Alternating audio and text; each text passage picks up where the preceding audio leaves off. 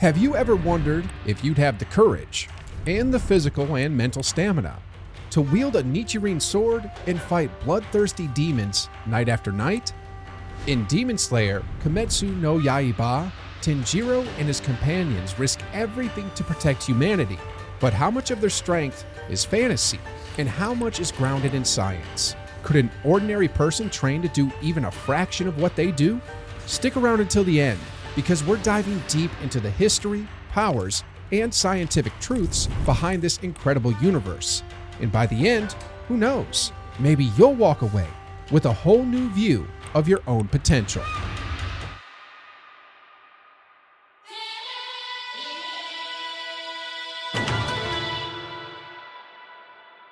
Set in Japan's Taisho era from 1912, Demon Slayer blends traditional culture with early modernization.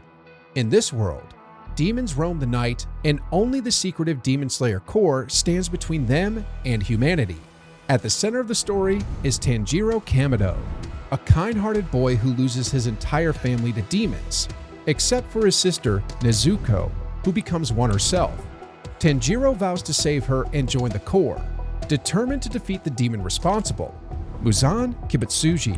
The Demon Slayer Corps isn't part of any government. It's an underground force of elite swordsmen, trained to survive one of the harshest entry tests imaginable, the final selection. Most candidates don't survive. Those who rise to the top become Hashira, or pillars, masters of both swordsmanship and breathing techniques that amplify strength, speed, and awareness. Their signature weapons are Nichirin blades, forged from the ore that absorbs sunlight. Demons' greatest weakness. The blades change color based on the user's fighting spirit. Tanjiro's turns black. Zenitsu's is bright yellow, symbolizing his lightning-fast strikes. But what really separates fighters in Demon Slayer is their use of breathing styles. Water, thunder, flame, insect, and more, each designed to enhance a swordman's physical and mental abilities. Tanjiro's water breathing is fluid and adaptive, while Zenitsu's thunder breathing relies on explosive bursts of speed. These styles echo real-world martial arts like Kenjutsu and Iaijutsu, which demand precision, discipline, and fluid movement. Their enemy, Muzan, is no ordinary demon. He was the first, capable of shape-shifting and regeneration, and creator of an entire hierarchy of monstrous followers. Taking him down isn't just about strength, it's about enduring fear, fatigue, and loss, over and over again. Which raises the question, how much of this could a real human body handle?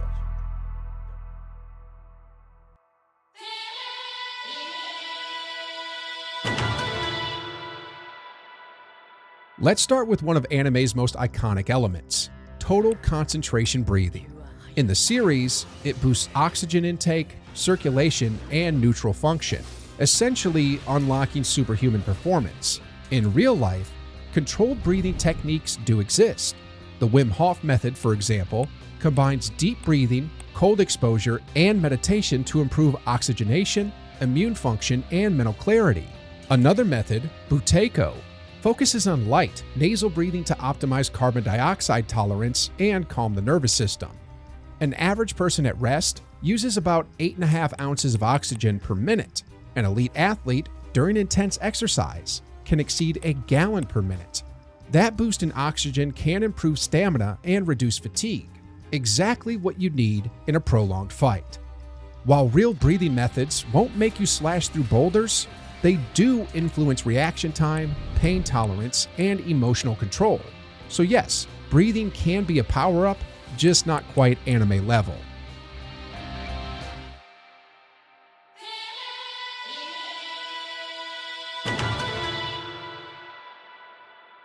We often see Tanjiro or the Hashira land devastating strikes, sometimes slicing through stone or bone. But how strong could a real person be? In extreme situations, people have shown surprising feats of strength. During adrenaline spikes, humans have lifted up to 50% more than their normal maximum. Emergency responders and soldiers have reported lifting vehicles, heavy debris, not unlike Tanjiro lifting a massive log during training. Powerlifters can squat or deadlift over 1,100 pounds.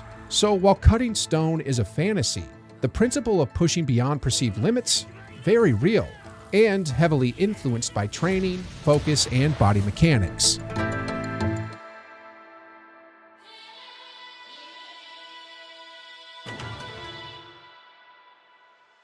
Zenitsu's thunder breathing is famous for its flash-like speed. He appears to vanish, reappearing after a single devastating strike. So, what's the human equivalent? Top-tier athletes like sprinters or martial artists have reaction times between 0.1 and 0.18 seconds. Usain Bolt's world record sprint of 9.58 seconds over 100 meters represents the peak of raw acceleration in humans. Zenitsu's movements seem faster than the eye can follow, similar to animals like peregrine falcons, which dive at over 186 miles per hour. Obviously, no human can match that, but specific training like plyometrics, reaction drills, and focus state training can drastically reduce your response time and boost your speed. Think of it like this: we can't move at the speed of thunder, but with dedication, we can certainly get faster than 99% of the population.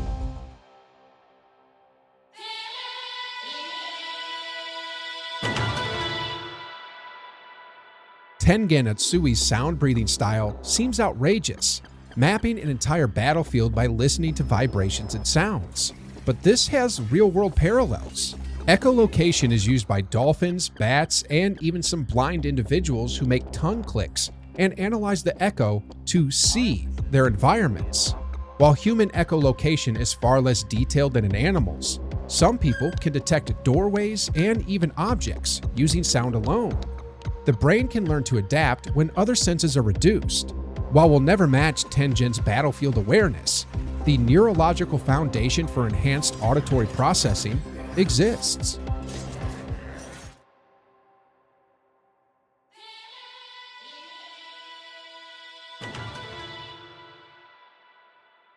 Much of Demon Slayer is inspired by real historical martial traditions. Feudal-era Kenjutsu and Iaijutsu emphasized fast, efficient sword strikes, including drawing and cutting in a single move. Modern Kendo, though less lethal, still focuses on timing, posture, and mental discipline. These martial philosophies teach fighters to stay calm under pressure, anticipate movement, and minimize wasted energy, just like the characters do. Breathing plays a huge role too. In Zen Buddhism, deep controlled breathing supports mindfulness and inner peace. Many samurai practice zazen, seated meditation, to calm their minds before battle. Today, breath work is used in elite sports, music performance, and even military training to sharpen focus and reduce panic. Studies show it can lower heart rate, improve muscle control, and enhance mental resilience. Demon Slayer takes these ideas and stretches them to anime extremes, but the foundation is deeply rooted in real practice. So, how close could a real person get to becoming a Hashira? With years of training, it's possible to build enormous strength, incredible reaction time, and strong mental discipline. Breath work, martial arts, and focused training can all significantly push human limits. But let's be real. Sword slashes that release dragon-shaped waves, dodging attacks at the speed of light? That's pure anime magic. What the science does show is this: the human body is capable of much more than most people believe. The line between possible and impossible is often psychological, not physical, and that's where the show delivers its most powerful message. Not in the powers, but in the mindset. While science can't replicate all the show's powers, it can explain the principles behind them: strength, speed, control, and focus. And it reminds us that we too can grow beyond our limits. So, what about you?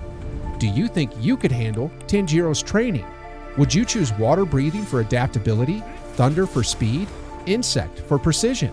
Let us know in the comments which technique you'd want to master and why. If you enjoyed this deep dive into where science meets anime, like this video, subscribe, and share it to your fellow fans. Who knows, maybe with enough discipline, we'll discover that being a Demon Slayer isn't so impossible after all.